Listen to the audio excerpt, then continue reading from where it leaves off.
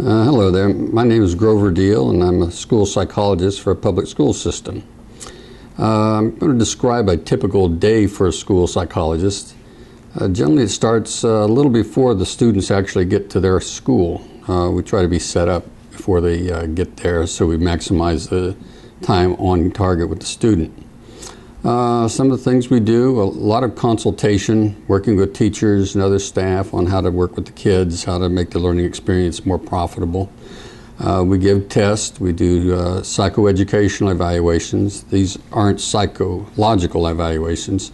The emphasis is on education and what we can tell the teachers and the staff to make their experiences just better.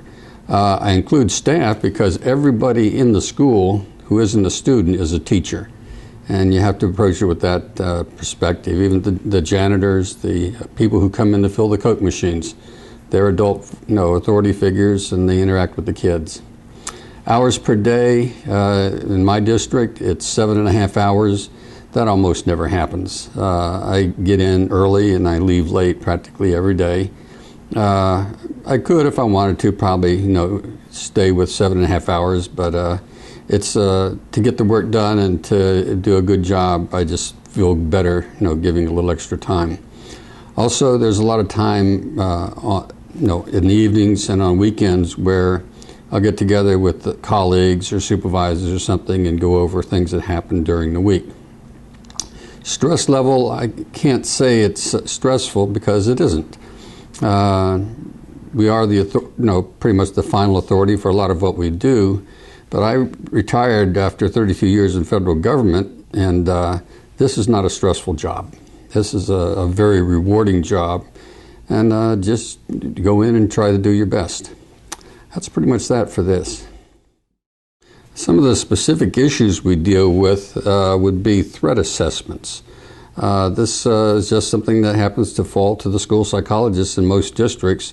And what happens is that a student will make a threat of some kind or be perceived as particularly dangerous in the school. And we go in and do a threat assessment to find out if the kid or the student really does present a threat, and if it does, how the student might best be served. The emphasis is on protecting the majority of the students while we're protecting the rights of the individual who's making the threats. A lot of times we'll keep the student in the school. Sometimes we'll try to find an alternate placement. Another thing we do that's sometimes stressful is working with parents. You have to deal with the parents, and a lot of times we have to tell them unpleasant things. Their child might be have some kind of mental disability that we have to address. They can be testy at times. That's about it.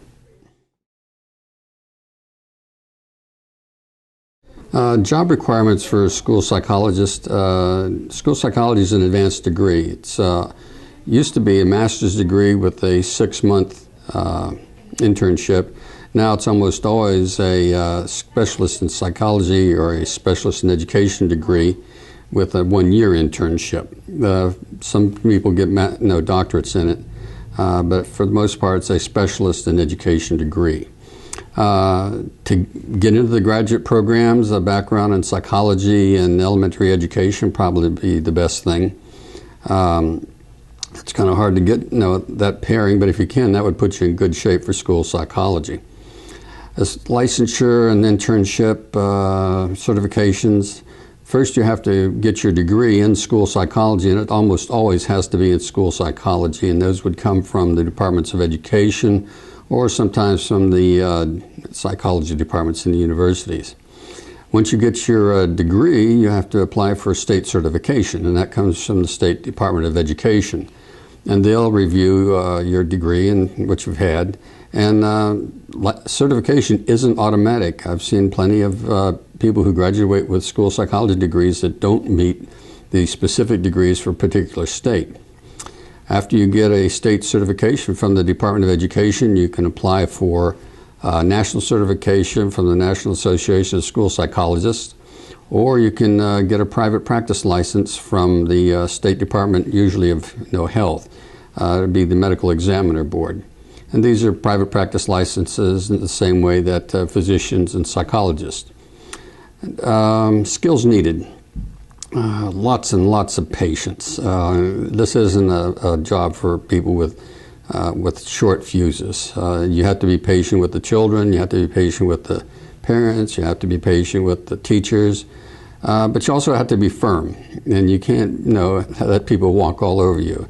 A lot of times we perform much the same services as a physician does when we have to convey really, really bad news.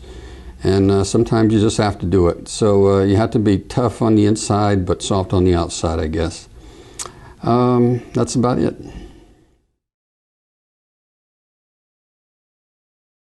Okay, the best and worst parts of the job. The worst part of the job is the pay. Generally you get paid at the teacher's schedule plus a stipend. So you can figure on getting paid somewhat better than a teacher. That may or may not be enough to live on. If you want to make a lot of money, you probably should think about doing something else. That would be about the only downside. The best part is you get to work directly with kids every day, all day. You get to work with the best of them, you get to work with the worst of them, you get to work with lots of different kinds of people. For the most part, the students the school psychologist comes in contact with, if you show up with a clean shirt and a smile, you're probably already ahead of the game. If you can apply some of your skills to actually helping the student, make more of his educational experience and his time in school, that'd be even better. This is probably the best job I've ever had, but the pay isn't so good. So most people enter it either as retired people, like me. I retired from federal government, or as a secondary source of income. A lot of married couples, one of them will be a teacher or something, administrator, and the other one would be a school psychologist. So you pretty much have to have two independent sources of income. But as far as the job satisfaction, I can't imagine a more satisfying job. Final advice for someone interested in school psychology. Right off the bat, you have to determine what your goals are in life. Do you want to make a lot of money, or do you want to have something really, really rewarding? Do you want to help people, or do you want to help yourself? Next thing is, what are you going to learn while you're in college? If you're in psychology, you need to learn elementary education. If you're in education, you need to learn psychology. The psychology side, general experimental probably isn't where you need to be. You need to be in a clinical or a counseling program. Not that you'd get out and become a clinical school psychologist, because you won't. But those are the general kinds of skills you would need. You really, really have to want to work with the kids. You have to like kids. You have to want to learn about them. You have to want to help them. You have to have a lot of patience. You have to have a lot of patience just to get the right degree, because you finish your 4-year undergraduate, then you take a 3-year education specialist program. Then you have to work with the kids, and you have to work with the parents and the schools. There's a lot of patience and coordination that has to go on. 25 words or less, learn as much as you can about kids. The kids are why we're here. And I use the term kids because that carries more of a connotation of who these little people are. They're not short adults. They're not what we ordinarily call abstract children. These are kids. They're behaving like kids, and we have to come to them on their own terms. As far as I'm concerned, this is the best job I ever had, and if you can go into it, I'd encourage you to do so.